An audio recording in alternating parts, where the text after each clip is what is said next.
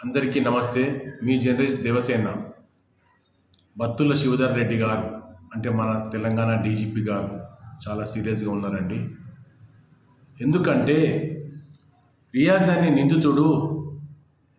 నిందితుడిని ప్రమోద్ అనే కానిస్టేబుల్ ఇంకో కానిస్టేబుల్ ఇద్దరు కలిసి బైక్పై ఎక్కించుకొని నిజామాబాద్ పోలీస్ స్టేషన్ తీసుకెళ్తుండగా మధ్యదారిలో దిగేసి వాళ్ళని కత్తితో పొడవడం జరిగింది।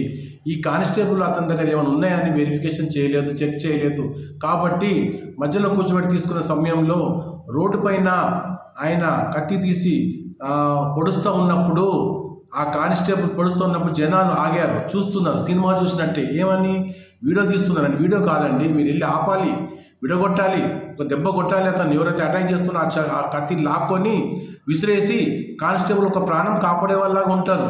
ఎందుకంటే నేను ఈ విషయం చెప్తున్నంటే పోలీస్ అంటే రక్షక భటులు అండి। రక్షక భటులు అంటే మనల్ని కాపాడుకోవడానికే వాళ్ళు రాత్రి పగళ్ళు తిరుగుతూ ఉంటారు। ఎక్కడైనా అఫెన్స్ జరిగిందనుకోండి, అక్కడ వాళ్ళ ముందు మీరు ఫోన్ చేసిన 8 మినిట్స్లో వస్తున్నారు। అట్లాంటి పోలీసులు మనం కాపాడుకుందామా లేదా?